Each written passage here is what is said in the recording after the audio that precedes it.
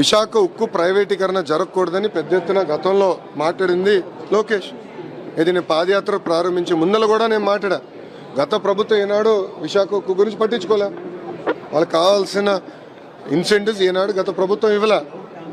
మేము మాట్లాడుతున్నాం. మైనింగ్ కూడా క్యాన్సిల్ చేశారు. చంద్రబాబు నాయుడు గారు స్వయంగా కేంద్రంలో ఆర్థిక శాఖ మంత్రి గారితో మాట్లాడారు, స్టీల్ మంత్రి గారితో మాట్లాడారు, ఎంపీలందరూ కూడా స్టీల్ మినిస్టర్ దగ్గరికి వెళ్ళారు, చర్చలు జరుపుతున్నారు.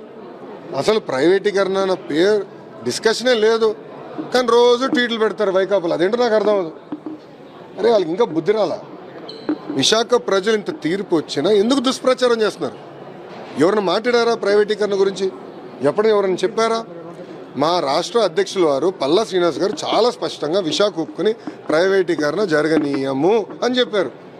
మళ్ళీ ఎందుకు వాళ్ళు దుష్ప్రచారం చేస్తున్నారు? దయచేసి ఈ ప్రశ్న వాళ్ళని అడగండి. అంటే జగన్మోహన్ రెడ్డి గారు ఎప్పుడైనా దొరికితే ఒక్క నిమిషం, జగన్మోహన్ రెడ్డి గారు ఎప్పుడైనా దొరికితే ఆయన కూడా అడగండి మీరు.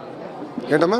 అక్టోబర్ 2న ప్రజా ఉద్యమానికి ప్రజా సంఘాలు పిలుపునిస్తున్నారు. అంటే గవర్నమెంట్ నుంచి ఒక అష్యూరెన్స్ అనేది ఆల్రెడీ చంద్రబాబు నాయుడు గారే అష్యూరెన్స్ ఇచ్చారండి.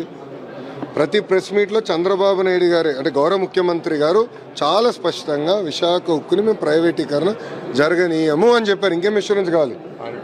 మళ్ళీ 500 కోట్లు కేంద్ర ప్రభుత్వం చంద్రబాబు నాయుడు గారు మాట్లాడిన తర్వాత కేంద్ర ప్రభుత్వం 500 కోట్లు గ్రాంట్ ఇచ్చారు. ఇంకా చేయాలి. గత 5 ఏళ్ళలో ₹1 రాలా. మేము అన్నీ చేస్తున్నాం, ఇంకా చేస్తాం, దాంట్లో డౌట్ లేదు.